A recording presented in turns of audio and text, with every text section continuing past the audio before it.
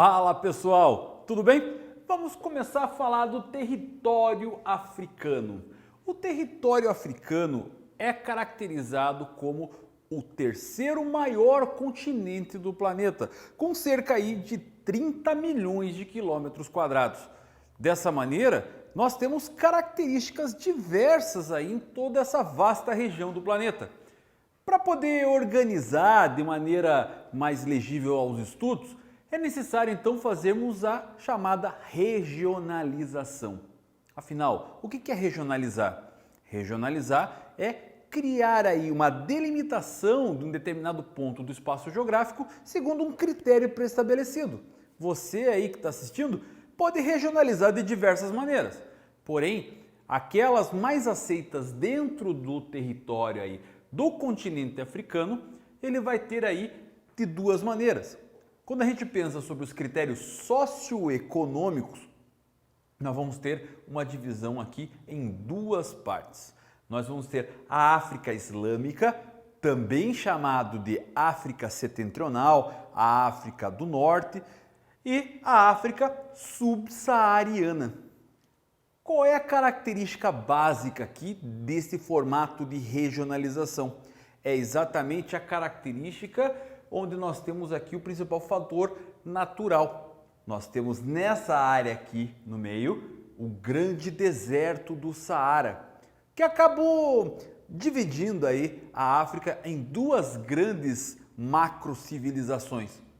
A população islâmica, países que fazem parte aí da chamada Liga Árabe, o Egito, a Líbia, a Argélia, a Tunísia, Marrocos, o Saara Ocidental, o Sudão. Esses países acabaram sendo organizados dessa maneira devido à colonização árabe existente na região por volta aí dos séculos 7 e 8 depois de Cristo, com a organização, a ascensão do Império Árabe na região, toda a expansão do islamismo, começando aí a partir de 620, com a ideia de Maomé, na região da Arábia Saudita, na parte da Meca, de Medina, e sendo expandido para o grande Império Árabe, que acabou também mais para frente dando origem ao Império Otomano, do Califa Ottoman.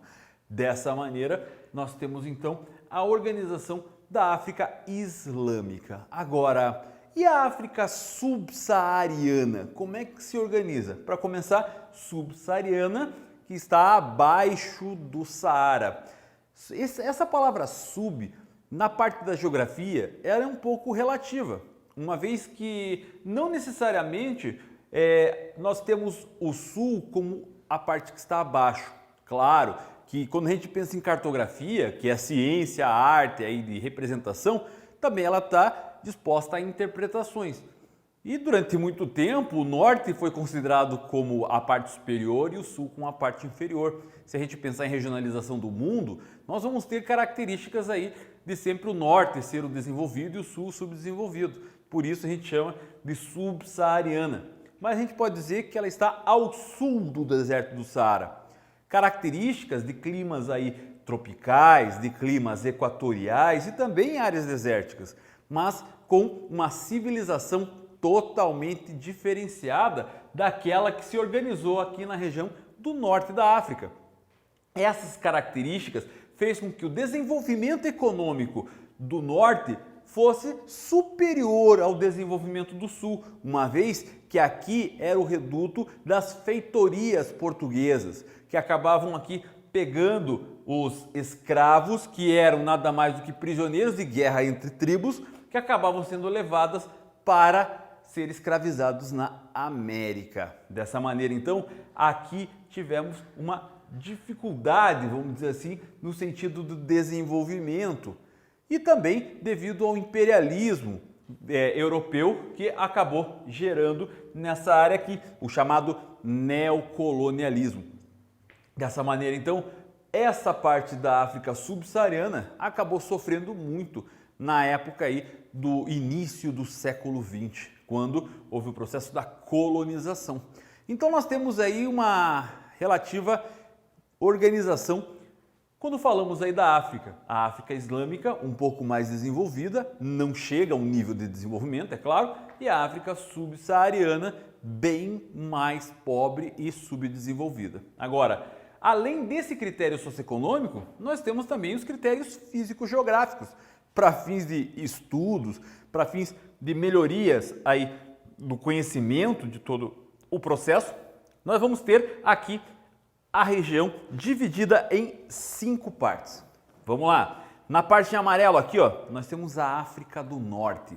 A África do Norte, também conhecido como Maghreb, que são aí os países islâmicos do norte da África, claro.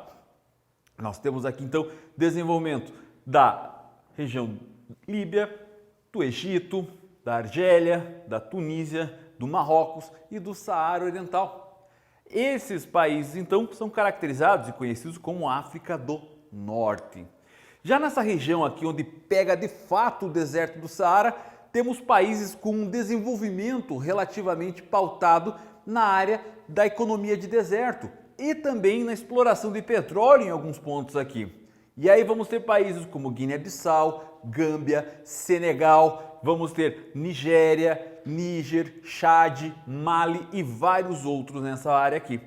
Agora, já nessa parte em laranja, África Central, vão ser caracterizados países com uma economia pautado na organização de clima equatorial.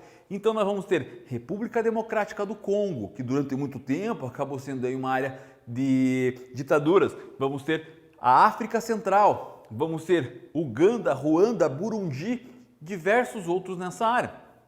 Nessa área aqui em verde, vamos ter a África Austral, a parte sul da África, tendo como principal país a África do Sul.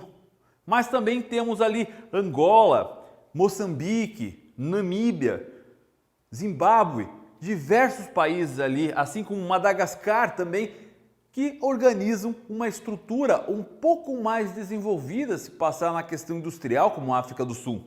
E também aí com uma produção voltada para a produção de minerais, como o diamante, que ali acaba tendo um grande processo de extração. Agora, nós temos aqui, por fim, o Chifre da África, uma região que durante muito tempo foi colonizada por ingleses e italianos. A formação da Eritreia, da Somália, da Etiópia e do Quênia acabam sendo muito importantes nessa área, que acaba aí sendo a porta principal para o Mar Vermelho e a região aqui do Golfo de Aden. Essa região, então, acaba tendo muita importância também pela ligação com a Península Arábica nessa parte. Dessa maneira, então, nós conseguimos estudar aí a África de maneira mais específica, utilizando os critérios físico-geográficos.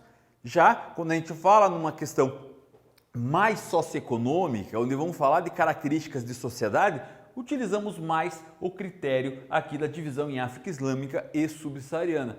Basicamente, essa é a forma que nós temos para fazer uma regionalização africana. Eu espero que você tenha entendido essa aula. Eu vou ficando por aqui desejando para você um bom momento de estudos. Muito obrigado por ter assistido essa aula e tchau, tchau!